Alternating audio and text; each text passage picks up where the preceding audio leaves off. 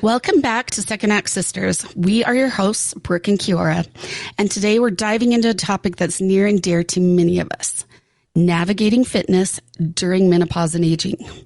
If you've ever struggled with staying active, finding the right workout, or just getting motivated in this phase of life, you are not alone. This episode is called Midlife Fitness, How to Find and Stick with a Fitness Plan During Menopause. It's a work in progress.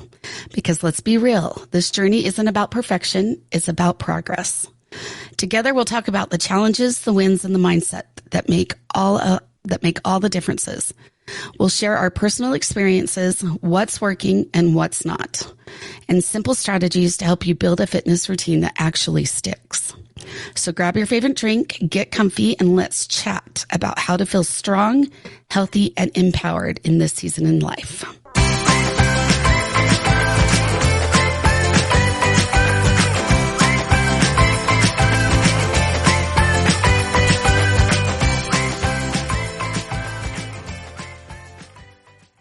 All right. Well, the first thing I wanted to say is boo. I know. Boo to fitness. No, I'm just teasing. It is. It's a work in progress. Always a work in progress. It's a total mental game also for me anyway. Yeah. And I have all these friends who just love and thrive on it. And I'm just not. I'm not that person. Not one of those. Not one of those. I've got phases, but. Yeah.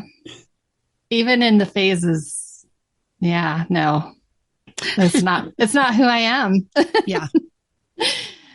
All right, let's jump into our whys. Okay. Do you want to go first? Sure. So my why is it's not just for me, it's for my family and for my future grandchildren, my future family. Because I want to be there and be part of their life, like an active part of their life. And as my kids buy their first homes, I want to be able to help them do projects and fix up their homes to make them beautiful. And I want to be able to play with my grandkids and hopefully the great grandkids. And I do not want to become a burden on my family. So it's kind of selfish, I guess. No, I think that's a really important one. Yeah. So for me, I want to stay strong, energized, and capable for myself and my family, especially as you said, as a mom and a grandma. Mm-hmm. You forget how much energy toddlers have. I want to be active and be able to keep up with my grandkids and continue doing the things that I love forever.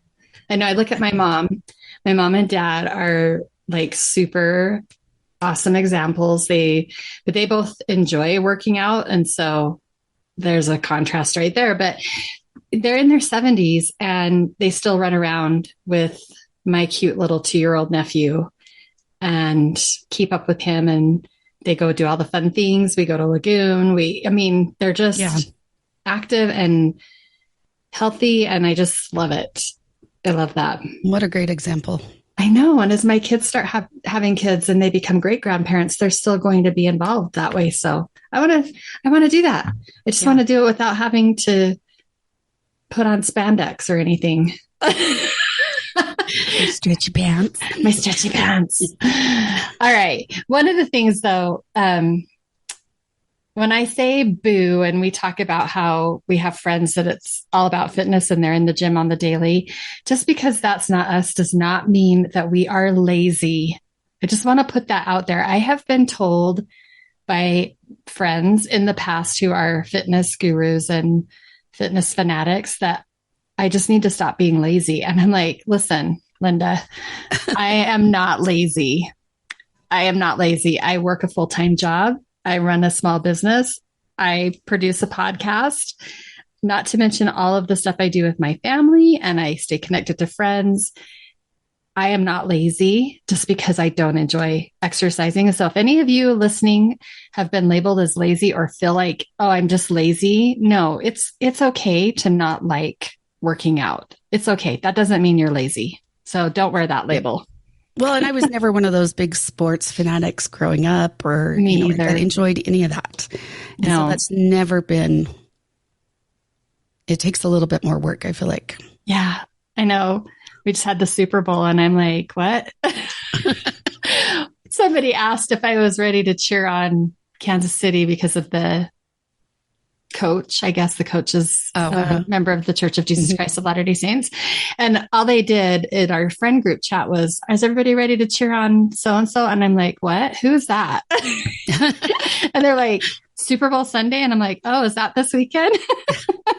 it's just not my world, you know? And I am so glad it's other people's world. Thank you for doing that so I don't have to. That's fun. That's funny. Well, I even remember trying to play sports, you know, when I tried softball as a teenager and hit the ball and it went straight up and right back down on my nose. So that was the end of softball for me. Yeah. That's how most sports went. You know, me too. Me too. I'm not coordinated enough. And thankfully my kids are coordinated and enjoy those things. And I love to support them 100%. Exactly. So, yeah. I'll support them. I'll support whoever. Love it. As long as I don't have to do it. Yeah, just leave me in the supporting role. Yeah. And running, 4-letter word. Oh. Yeah, the ones that get up at like crazy hours of the morning to go run before. No, thank you. Why? Why would you torture yourself? Yeah. Again, you're not lazy. Not lazy. So, but we also have something else working against us. Dun, dun, dun. Menopause. Well, and it's a real thing. It is. It's something that I think our parents' generation just barely scratched the surface of starting to talk about it and making it like a normal thing to talk about. But our generation has done a really good job of saying, hey, this is happening. And it's not just happening to me, it's happening to all women of a certain age. Yeah. I'm glad. Well, and I remember in my early 40s starting symptoms, and my mom would just tell me, oh, it's this or it's that. And it never was, oh, hey, this is probably perimenopause. Right. So, and I look back now and I'm like, oh, that's totally what it was. Yeah. So again, you know, with everything else that needs to be talked about more. Right. We should talk about what menopause is. Yes. Here, I will read our little blip. Okay. It's Menopause 101. It is the grand finale of your period's long dramatic performance. It officially hits when you've gone a year without a visit from Aunt Flo and she's not coming back. Usually this happens in your late 40s and early 50s, but menopause runs its own unpredictable schedule. Amen. So true. All right. So some of the fun perks that come with perimenopause and menopause are hot flashes, which we like to refer to as personal summers. What was that quote I sent, or that thing I sent you this morning? Oh, I can totally look it up. It's right here on my phone. Okay. Totally fits. It says, I am still hot. It just comes in flashes. I saw another one that made me laugh too that said, I'm not sweating, I'm glistening. Yes. Oh, so we like to call our hot flashes personal summers. Brain fog. So serious. So bad. Where did I put my keys again?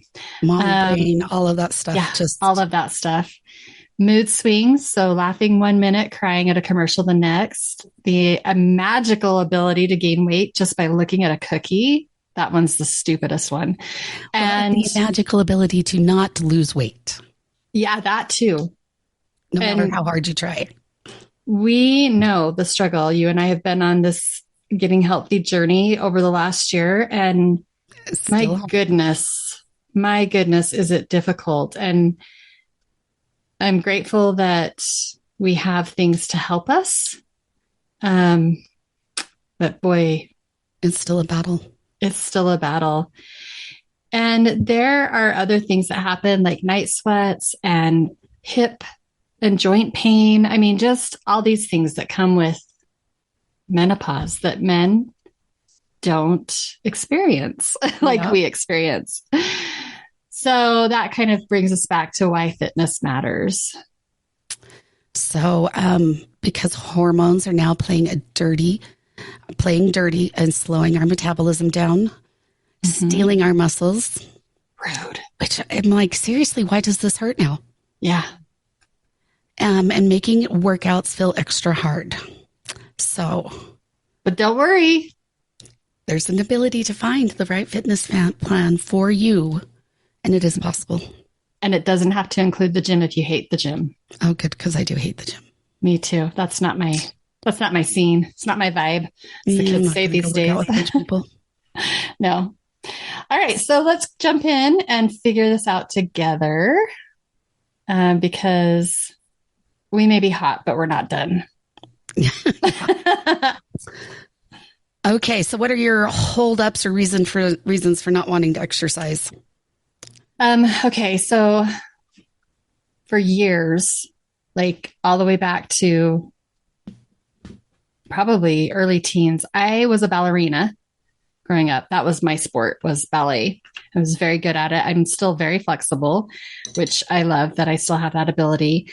But people would talk about how they just felt so good after they went through a whole hour of dance. Or I got to high school and people were like, oh, I feel so good when I get out there and run and all these things. And I'm like, what are you talking about? I have never experienced the runner's high. I've never experienced the fitness high, whatever you want to call it. And I have run. I've done like the 0 to 5K couch program before, where I've gone running and ran a whole 5K. I just feel like garbage the entire time I'm exercising. After I exercise, I know that I feel better overall for my overall health when I'm exercising, but in the moment and right after, I am miserable. I'm hot. My heart's pounding, and I have aerobic induced asthma. And it doesn't matter. Like when I was running, it didn't matter. No amount of training took that away. When I start to do any kind of high impact anything, I can't breathe. And so I have to take an inhaler, which I just can't breathe. And I don't like sweating and being hot. And so it's just a whole misery fest for me. So that's one of my big deterrents. So it's proven to make sticking to any kind of fitness routine a little bit difficult for me. But what I have found works is just not beating myself up over it. The way I feel when I exercise is just a fact. It's just my physiology and who I am. So accepting that, and then celebrating myself when I do show up. Yeah. How about you? I'm going to cough. Sorry. It's okay. So Kiora and I have been trading off being sick. With the plague. With the plague, seriously. Kiora had the flu. I had strep throat, a double ear infection, and a sinus infection. So you get to hear us cough and be snotty today. And a little bit of a gruffly voice today. Yes. Yeah. So my reasons, I put down lazy, but we're not lazy. It was kind of a joke. Yeah. It's a matter of, well, let's see, trying to fit it in. Mm-hmm. And part of it is, do I really want to have to redo my hair? Or I really, really, really hate athletic shoes. Mm-hmm. I know it's a dumb thing, but I really do. It's not dumb. And you kind of need to find a good pair. Brook and sassy to make you an athletic shoe. I know, they do. And it comes in phases, but it doesn't take much for me to get out of the routine. Me too. Yeah. So, but I am with you. I don't like going to the gym. Mm-mm. I've never experienced that runner's high. I'm glad I'm not alone there. Nope. Because seriously, everybody I say that to are like, you're kidding. You don't feel like this rush of endorphins? And I'm like, no, you're crazy. I always feel better after I do it.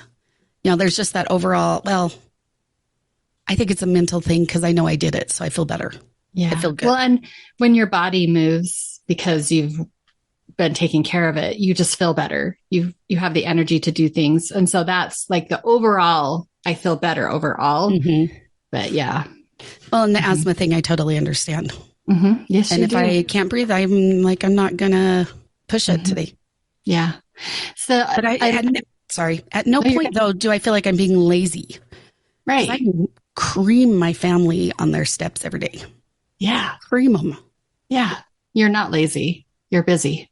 Yeah. doing lots of things. There's a difference for me too. I will go out and go on a hike any day of the week up in the mountains, but once my asthma kicks in, I can stop. And there's something for me that's beautiful to look at and to experience and to partake in nature and all of that, versus when I'm just at home or at the gym in a room doing a class or on a treadmill or whatever. It's boring. Watching a video. Boring. Yeah. I'm like, I want to watch a video while I'm sewing or ironing. I'm a weird person. I like to iron. And fold. Oh, speaking to the choir. Yep. So yeah, that brings happiness and joy to me. And so, yeah, send me outside to hike up in the mountain any day. I'll totally do that. I'll take 5 times as long as most of the people, but yeah, I don't know. Yeah, it's a tough one. And there was a time when I went to the gym. There was, but me too. I can't get over the feeling of working out with a lot of other people. So for me, it's like, how I am with germs. It's a germaphobe thing. And I don't care how many times I see somebody wipe something off after they've used it. It just grosses me out. Like, I don't want to be touching the equipment that everybody else has sweat on, because no amount of wiping off can take that away from me. It's a problem. It's something that I recognize in myself that I'm working on, but yeah. Yeah. Well, if I'm watching people or people are watching me, and I don't want to do that. Yeah, it's true. Plus, I'm not putting on the spandex. Yeah, no stretchy anything in front of anybody else. Yeah. So, but it is important for us to find something that works for our individual body type and our mental ability, our physical ability. Oh, and it's so good for our mental. Yes. So good.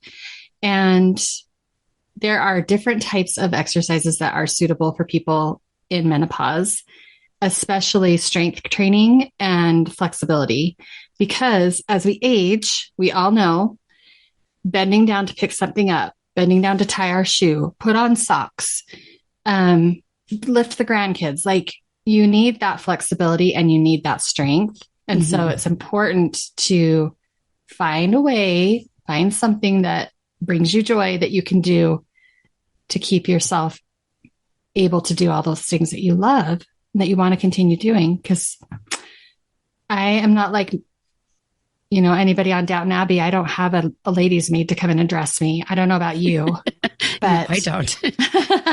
Or a nanny to hand me the children. So yes, I got to do it for me. I got to do it for myself. Well, and I have found, as I had the grandkids for a couple of days while their parents were gone, when we had kids, you carried them through their growing. Yes. And so as they reached 20 pounds, it didn't seem like that was, it wasn't any big change. Yep. But as I only see them once or twice a week or whatever, I'm like, in the moment they're not heavy, but they go home and I'm like, this arm is kind of sore. What was I? Oh, yes. I held my friend's baby last night at state conference, and I held her for like a half an hour, and she was having a hard time getting her to go to sleep. And that's one of my talents. I'm a baby whisperer. I can put any baby to sleep. So she brought me her baby, and she's tiny still, but 6 months old. And I held her for a half hour. And when I got home, my elbow and my shoulder hurt so bad. I was like, oh man, it feels like somebody gave me a dead arm. Uh-huh. Yeah, so it's true. Well, and like 24 hours later, I'm still like, what is the deal? Yep.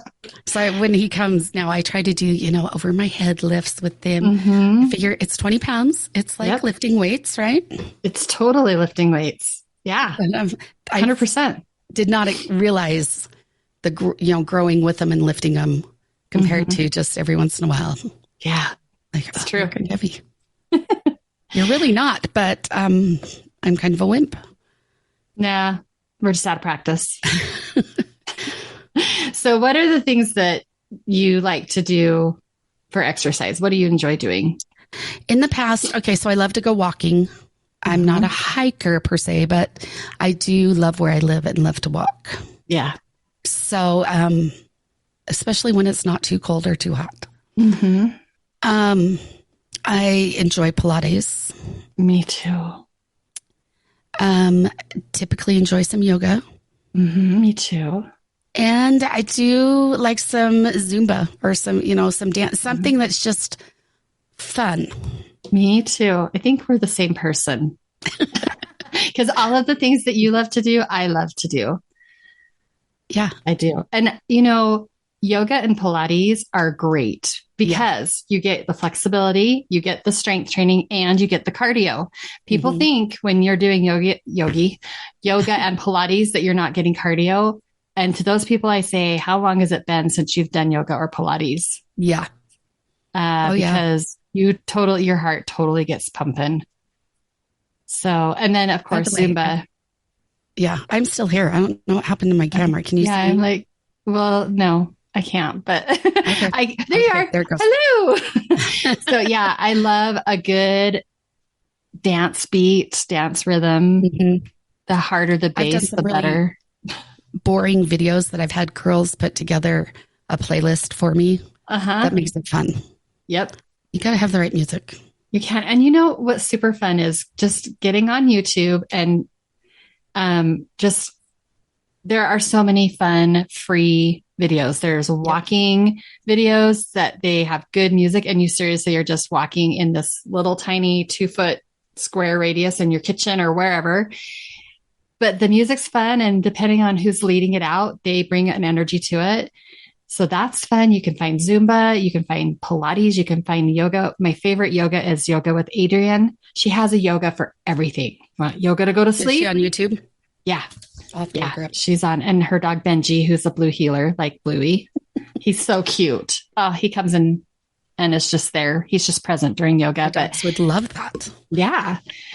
But she has, if you're having problems going to sleep, staying asleep, she has a yoga for that. If you're stressed, she has yoga for that. If you're going through menopause, she has yoga for that. Like she has yoga for everything. Beginner's yoga, yoga to lose weight. Like her channel is vast and it's free. I love it. And it changes to what I like at the time. Oh, same. And I find I have to mix it up to keep myself engaged and coming back. And coming up with an hour is tough, but I can come up with 20, 30 minutes. Yeah, I don't ever do an hour. That's something that I recognize I don't enjoy doing that for an hour, so I'm not going to.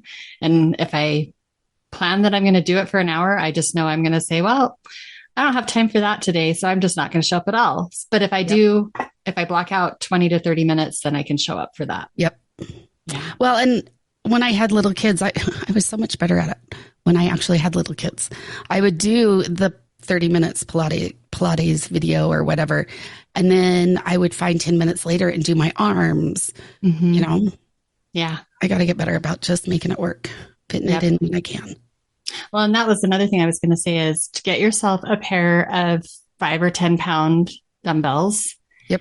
And you can, again, on YouTube, look up easy, fast 10-minute dumbbell exercises that's for your whole body.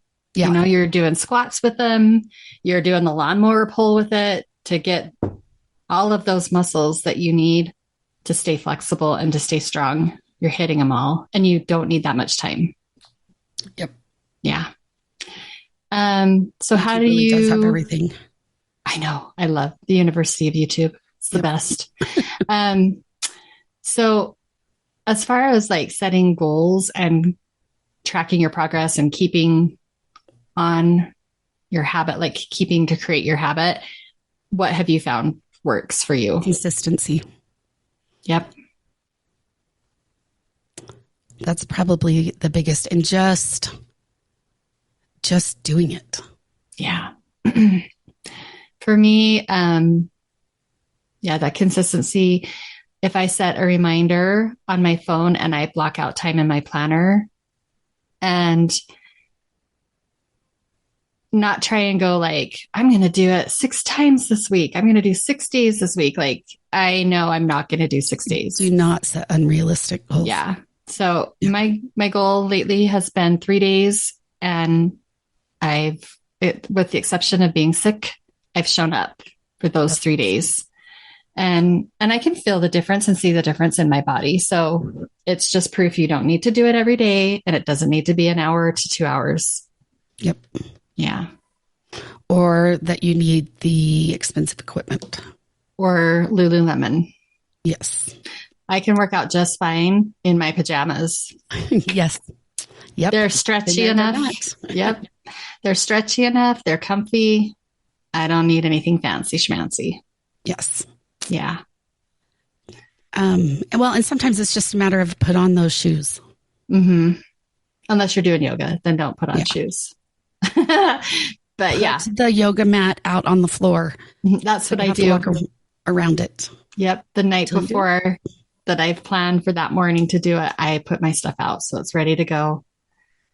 And it's kind of cute because Thea, the German Shepherd that lives at my house, my little grand puppy, she will see me put the yoga mat out and her tail just wags like, oh, she's doing yoga in the morning. That means I get to lay down on the floor by her. So cute. Aren't they so funny? They are. Yes, so cute. Anything like that is definitely for their benefit. Just ask. Yep. Totally. Totally. What do you think about having accountability partners? Does that help you or hinder you? No, that's helpful. Is it? Mm-hmm. Is it not for you? No, it plays psychological games on me. And I'm like, yeah, I'm just going to check out right now because I know I'm not going to stay accountable. So I'm just going to quit while we're ahead. Also, I don't want to feel guilty every time I talk to you or look at you or run into you any place because I don't want to have to tell you that I failed. Yeah. So anyway. No, it keeps me pretty consistent. That's good. I'll totally be your accountability partner anytime. Just don't ask me how I'm doing. I get it. Yep. That's pretty much with anything in my life, though. I don't do great with accountability, except for to myself. Yeah. Well, but I really don't know that I want to go work out with you type of accountability. I love you, but I don't want to work out with you. Talk about it. Right. Unless it's going for a walk or a hike or something. Yeah. But yeah. Zumba or yoga or Pilates, no, I just want to do that by myself. Well, and all those natural things. So I take the baby for a walk or that all counts. Yeah, it does. Taking the stairs instead of the escalator or the elevator. Standing up at work. I have a standing desk at home and at work, and standing up counts. It totally counts. It's better than sitting. Sitting's the new smoking. Yeah. So bad for your heart. So get up and move. Yeah. All right. Let's talk about nutrition because we all know that nutrition and fitness go hand in hand. Yes, they do. And again, as we've hit this fun age, food impacts our bodies differently and what we eat and how we eat and when we eat. Yes, it's so true. And the things that I don't know about you, but some of the things that I used to love eating that were like indulgences and things that I would treat myself to, they aren't good anymore. I just don't find joy anymore in it. Yeah. Not to say that I'm eating better or healthier all the time. I've just replaced it with other bad things that I like to eat, like cheese ball from Harmon's, but Yeah. Oh my gosh. I don't know if cheese ball from Harmon's is any better than a ding dong, but I'm just telling you. I'd rather have cheese ball than a ding dong these days. Yeah. So, yeah. And I've just recently been introduced by someone at work to companion foods. Have you heard about companion foods? It's really interesting. I know a preschool level about it. I need to do some more learning about this, but it's fascinating. But when you eat certain combinations of food, they help each other. The nutrition that broccoli brings to a honey glazed piece of chicken, you think honey glaze, well, why would I do something honey glazed? Because that's full of sugar. But when you put them together, the broccoli's nutrients and the chicken and the honey all work together to help your metabolism use what it needs, the nutrition that it needs, and then to help it metabolize and work through and provide energy and fuel and all that. Yeah. So we have to look into that. I know. I was talking one day at work how I thought it was really interesting that on the healthy choice bar. So they always have like 2 different main dishes. And then there's always like, you could always go to the grill and get a burger or whatever, but they always have this healthy choice bar. And I was like, caprese chicken, how can caprese chicken? It's full of mozzarella cheese, which mozzarella is low fat, but still cheese.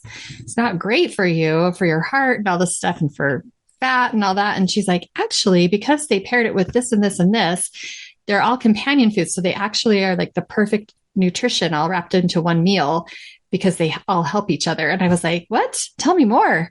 So now I've got some research to do. I'm very fascinated. That's really interesting. I mean, I know about companion gardening, which is super awesome. So it makes sense that some plants help other plants grow and keep away pests. Same things in our body, I guess, when we're putting our stuff in our meals that we're preparing. So, well, and now we're aiming for high protein meals. Mm-hmm. When we were taught growing up, it was low fat meals. Yeah. And we don't need low fat. Mm-hmm. We need that because our body is not producing fat the same it used to protect all of our vital organs and our brain. We've got to eat fat. Yep. In the right amounts with the right proteins. So, yeah. So it's been kind of a mind change. Mm-hmm. And the amount of high protein or the protein you need. Yeah, it's crazy how much protein you need. Yeah. It's so crazy. Yeah. So, but I do find it's easier to track. Oh, yeah. Some of the other things. Mm-hmm. So that's nice. I agree. It is nice. And then I don't feel so bad when I have some crackers and cheese ball. Yes. When I treat myself. So what are your favorite nutrition foods? Like, what are your go-tos? I have, let's see, the Clean Simple Eats brand has some amazing, what I really like, protein shakes. Plus, they have all sorts of ideas on their website for ways to use them in other things. Yeah. And so that's probably been my go-to. Their chocolate peanut butter shake is my favorite. Mm. And honestly, you add just a couple little chocolate chips so that when you blend it up, it's in every bite and it's so good. That and some almond milk, I think is what I've got with high protein. High protein almond milk for the win. Yeah. It is. So I like the Kachava brand, Kachava. I've tried Clean Simple Eats and I haven't found one that I love, but I know everybody loves them. It's just a me thing. I'm just weird. But I like Kachava and I get the chocolate and I put peanut butter and banana in it and ice. And I put my broad spectrum collagen powder is a huge game changer. We'll talk about that in a minute, but I put that in there and some ice and some either almond or oat milk, whichever one I have on hand at the time, and some water. And yeah, it's like having a shake, like a indulgent, sinful shake in the morning. And I love it. I look forward to it. I wake up craving it. Yeah. Well, and I find through the day every once in a while, I'm like, yeah, I'm just going to have that. Yep. Yeah. It's got everything. It's a complete meal. Mm-hmm. So packed full of vitamins and nutrients. I love it. So that's probably my biggest one that I use right now. Mm-hmm. I like to claim that my perk drink is nutritious and helpful, but it is kind of helpful and it does have high protein. And it gives you energy, good energy. Yeah, it does. Yeah. I like perk. And I also I'm new to Creo Brew. Have you heard of Creo Brew? Just a little bit from you. I need to get some. Yeah. They sell it at Harmon's. You can buy it online. They have a lot of flavors online, but it's I almost said cook it. You don't cook it. You make it just like you would make fresh ground coffee. It's just cocoa bean grounds, and then you steep it in water and then you drink it. And it's got natural energy and all these antioxidants and anti-inflammatories. So it's delicious and chocolatey and so good. Good stuff. Now I need to get some of that. Yeah. Well, and I learned from you to always have fresh veggies cut up in my fridge. Yes. Yes. So if you haven't listened to any of our past episodes where we talk about food prep, when you get home from the grocery store, prep your vegetables and your fruits so that they're just ready to eat. And that way, when you get the munchies, you have something to go to, because the biggest hurdle with eating fresh fruits and vegetables is the preparation of them. Yes. So if they're already prepared, I'm going to eat the ranch with them because it means I'm going to eat my vegetables. Amen. So ain't nobody got time for no ranch on their vegetables. Yep. Well, and if you make it with the sour cream, or, it's got more protein. And so it's a win-win. And just regular sour cream. You don't need low-fat sour cream because you're not eating that much of it. You can use low-fat if you want, but I'm just telling you it tastes better. Yeah, I don't. Yeah. Well, and I've been doing the avocado mayo. Have you tried that? It's good. Oh, good. Have you made your own mayo yet? I know. No. So good. I'll have to do that when I'm there in a few weeks. Okay. And my other sinful, you'll be shocked. Have you tried the Dr. Pepper Blackberry? Yeah, I didn't love it. Really? I want them to bring back a whole one. You drank a whole one? I know. Whoa. But if you mix it with Fair Life milk, they have a protein that's 26 grams protein drink, and you mix it with that, it almost tastes like, it's so good. So good. You can't see me, but I'm making a face of ew, gross. I know. You've got fruit and milk there. But if you mix a few of depending on what the soda is with the protein. I've heard that. I wish I liked the taste of that. I try it every once in a while. I have a no thank you helping to see if my taste buds have changed, and that, no, it still hasn't changed. I am not a heavy cream in any of my drinks. That's just ew. Yeah, but this I can do, and you could do it. Well, and it's a treat. It's an indulgence for you. I don't drink Dr. Pepper ever. I love the Dr. Blackberry's Pepper. Good. So do you remember, this will date us, maybe we should save it for a throwback episode, but I'm going to talk about it here anyway. Do you remember Dr. Pepper berries and cream? Vaguely, because I just have never been a... So when I saw the blackberry, I was like, maybe it's going to taste like that. I was so excited. I got one. I opened it up. I took a big old swig, and then I was like, instant regret. It does not taste the same. I was very sad. So there you go. It's not the same. Hey, Dr. Pepper, bring back berries and cream. I can't think of any other soda that I would love that with, the protein with, but yeah. Well, that's a treat. Yeah. Yep. Okay. So the other thing that I use pretty religiously, pretty daily, that I touched on was broad spectrum collagen.